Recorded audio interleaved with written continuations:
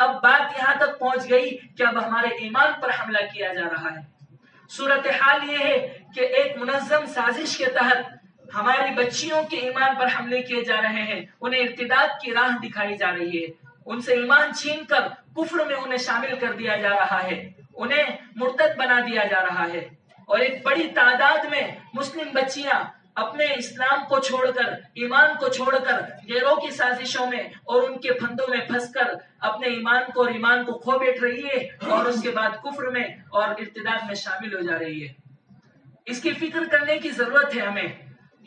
فکر کرنی ہوگی۔ آخر ہماری غیرت کہاں چلے گی؟ ہمارے سامنے اتنے سارے واقعات پیش آ رہے ہیں، دن بدن واقعات پیش آ رہے ہیں۔ ابھی کچھ دنوں پہلے ہمارے اس صورت میں سلابت پورہ کا ایک واقعہ پیش آیا تھا کہ ایک نوجوان مسلم لڑکی کہ جس کی شادی کے لیے رشتہ طے ہو چکا تھا، اس کے باوجود وہ ایک غیر مسلم لڑکے کے ساتھ چلی گئی۔ کچھ دنوں پہلے ان میں ایک واقعہ پیش آیا۔ ایسے نہ جانے دن بدن کتنے واقعات پیش آ رہے ہیں، اور یہ واقعات صرف ہمارے یہاں نہیں، پورے ملک میں الگ الگ ریاستوں میں پیش آ رہے ہیں۔ مولانا محفوظ رحمانی دامت برکاتہم جو مسلم پرسنل لا بورڈ کے جنرل سیکرٹری ہے، انہوں نے تحقیق کی، اور تحقیق کے بعد انہوں نے بتایا کہ مہاراشٹر کی ریاست میں ایک مہینے میں 60 ایسی وارداتیں پیش آ رہی ہے۔ مسلم لڑکیاں غیروں کے ہاتھوں ہتھے چل جا رہی ہے اور اسلام کو چھوڑتی ہے اور ان کے ساتھ چلی جاتی ہے۔ اور پھر کیا ہوتا ہے ان کے ساتھ؟ جب وہ ایمان کو چھوڑ بیٹھتی ہے، غیروں کے ساتھ چلی جاتی ہے، 1-2 مہینے کے بعد پھر ان کی وہی شکایت آتی ہے، یا تو وہ لڑکیاں خودکشی کرنے پر مجبور ہو جاتی ہے، یا پھر وہ لڑکی اپنی زندگی کو جیتے وہ مر چکی رہتی ہے۔ وہ نہ گھر بار کی رہتی ہے، نہ اپنے مذہب کی رہتی ہے، نہ وہ اس کی رہتی ہے جس کے ساتھ وہ بھاگ کر گئی۔ ایسے حالات ہو چکے ہیں، اس طرح ہم پر حملے کیے جا رہے ہیں، ہماری بچیوں پر حملے کیے جا رہے ہیں، لیکن افسوس کی بات ہے کہ ہمیں اس کا کچھ پتہ ہی نہیں۔ ہم بالکل بے فکر ہیں، ہم اپنی زندگی میں، اپنی دنیا میں اتنے مشغول ہو چکے ہیں، اپنے کاروبار میں اتنے مشغول ہو چکے ہیں کہ ہمیں یہ فرصت نہیں کہ ہم اپنے بچوں پر توجہ دیں، ہماری بچیوں پر توجہ دیں کہ ہماری بچی گھر سے باہر جاتی ہے تو کیا کرتی ہے، اسکول جاتی ہے تو کیا کرتی ہے، کالج میں اپنا وقت کس کے ساتھ گزارتی ہے، ہماری بچی گھر سے باہر کیا کرتی ہے، ہماری بچی کے ہاتھ میں موبائل ہے۔ اس وقت ہمارے ماں باپ اور جو لوگ ہیں ان کے اندر اتنی ہمت نہیں کہ اپنی بچی کے ہاتھ سے موبائل لے کر اس کا موبائل چیک کرے کہ وہ موبائل میں کس کے ساتھ تعلقات قائم کر رہی ہے، وہ موبائل میں کیا کرتی ہے۔ آج ہمارے سامنے اتنے واقعات پیش آ رہے ہیں، لیکن ہمیں کچھ احساس ہی نہیں ہوتا۔ ہمیں اپنے اندر یہ غیرت پیدا کرنی ہوگی، ہمیں اپنے اندر ایمان کی حمیت پیدا کرنی ہوگی، اپنے بھائیوں کی حمیت پیدا کرنی ہوگی، ہمیں ایک مرتبہ پھر ایک ساتھ مل کر جینا ہوگا، ہمیں اپنے اندر پھر دوبارہ اخوت اور بھائی چارگی کو پیدا کرنا ہوگا۔ صرف ہم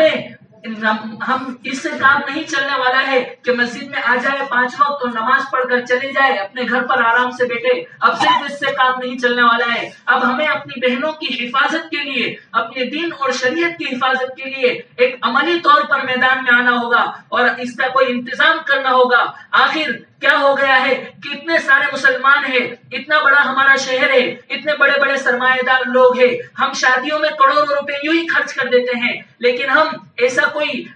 تعلیمی نظام قائم نہیں کر سکتے کہ جس کے تحت ہماری بیٹیاں، ہماری بچیاں محفوظ رہ کر اچھی طرح حیا کے ساتھ تعلیم حاصل کر سکے۔ کیا ہم اب اپنی ایسی اسکولیں اور ایسی تعلیم گاہ اور ایسی کالج نہیں بنا سکتے کہ جس میں ہماری بچیاں اعلیٰ تعلیم حاصل کرے اور اچھی طرح حفاظت کے ساتھ حاصل کرے؟ کیا ہماری غیرت اب اس کے لیے گوارا نہیں ہوتی؟ مسلمانوں، ہمیں کیا ہو گیا ہے؟ ہمیں کیا ہو گیا ہے کہ ہم اپنی اولاد کی حفاظت کے لیے کوئی انتظام نہیں کرتے؟ ہمیں کیا ہو گیا ہے کہ اب ہم کسی چیز کے لیے تیار نہیں ہوتے؟ اب ہمیں کھڑے ہونا ہوگا اور ہمیں اپنی دین کی حفاظت کے لیے ایک ایک مسلمان کو اور امت مسلمہ کے ایک ایک فرد کو اپنی ملت کی حفاظت کی فکر کرنی ہوگی۔ اس لیے کہ رسول اللہ صلی اللہ علیہ وسلم کا فرمان ہے، آپ صلی اللہ علیہ وسلم نے ارشاد فرمایا، من اصبح لا يهتم بامر المسلمین فلیس منہم، جو شخص بھی اس حالت میں صبح کرے کہ اس کے ذہن و فکر میں، اس کے دماغ میں مسلمانوں کے معاملات کی کوئی فکر نہ ہو، اس کے دماغ میں اپنے مسلم بھائی کی عزت اور اس کی غیرت اور اس کی حریت کے بارے میں کوئی فکر نہ ہو، جو شخص بھی اس حال میں صبح کرے کہ اس کے دماغ میں اپنے مسلمان بھائی کے درد کا احساس نہ ہو، اپنے مسلمانوں کا کوئی غم نہ ہو، وہ شخص ان مسلمانوں کی جماعت میں سے نہیں ہو سکتا۔ آپ صلی اللہ علیہ وسلم کا صاف ارشاد ہے،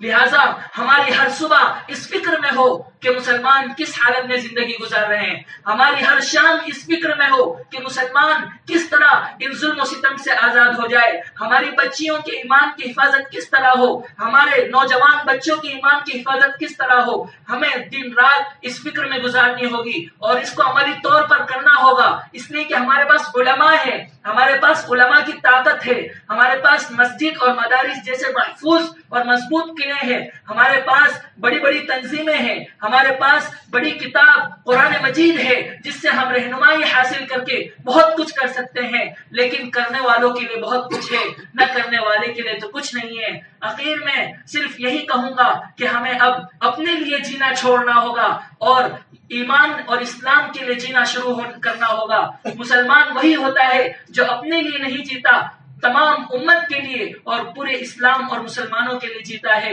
یہ اسلام کا تقاضا ہے، یہ ایمان کا تقاضا ہے اور یہی وقت کا تقاضا ہے۔ آخر میں ایک شعر کہہ کر میں اپنی بات ختم کرتا ہوں کہ فقط تسبیحوں سے نہیں ملتی ہے جنت،